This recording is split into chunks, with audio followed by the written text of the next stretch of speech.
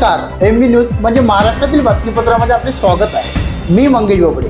बातमी बघण्यापूर्वी आमच्या लाईक आणि सबस्क्राईब करायला विसरू नका। तर पाहूया आजची विशेष बातमी।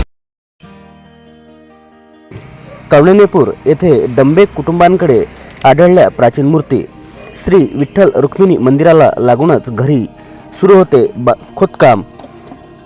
विदर्भाची पुरातन राजधानी माता रुक्मिणीसह पंचसतीचे माहेरघर व कुलस्वामिनी अंबिका मातेचे शक्तिपीठ असलेल्या अमरावतीच्या श्री क्षेत्र कवळेपूरला प्राचीन इतिहास लाभलेला असून त्याची प्रचिती व पुरावे आपल्याला महाभारत सारख्या महाग्रंथामध्ये पाहायला मिळते।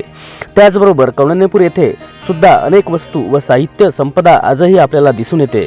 यासाठी अनेक वेळा पुरातत्व विभागाने संशोधन केले असून काही पुरावे सुद्धा आढळले आहेत।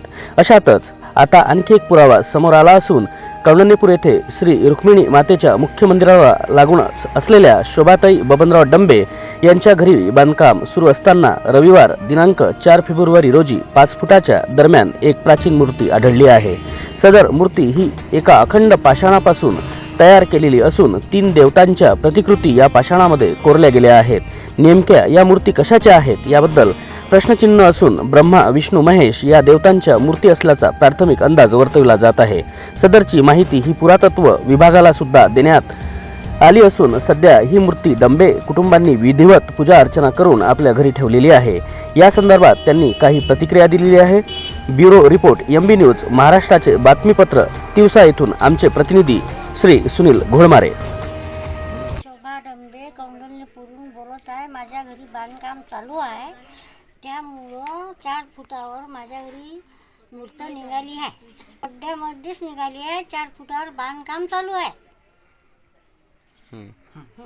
पहिली मिस्त्रीले खोदणारवाल्याला दिसल्यावर त्यानं का मूर्त आहे बा, तर मग बाहेर काढली। उघडी पडली होती तर आम्ही सरट केली, तिला मार आहे नाही। नमस्कार, जय गुरु। मी रवींद्र कांडलकर गुरुकुंज मुजरीहून इथे कवळेपूरला दर्शनाला आलो असता कुटुंबासहित आम्हाला असं समजले की या ठिकाणी खोदकाम करत असताना घराच्या तर ब्रह्मा विष्णू महेशाची ही 3 मूर्ती असलेली अशी एक सलग असलेली एक मूर्ती सापडली आणि ते खरोखर ते ब्रह्मा विष्णू महेश्वर हे फार पुरातन मूर्ती वाटते, म्हणून आम्ही दर्शनासाठी आलो।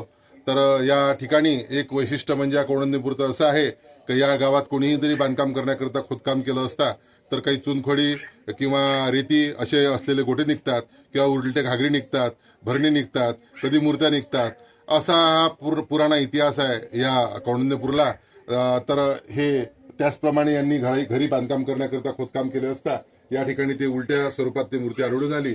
आम्ही योगायोगानं दर्शनाला आलो असता तर आम्हाला सुद्धा ब्रह्मा विष्णू महेश्वराचं दर्शन झालं आणि आपल्या सर्वांना भेट झाली। जय गुरुदेव।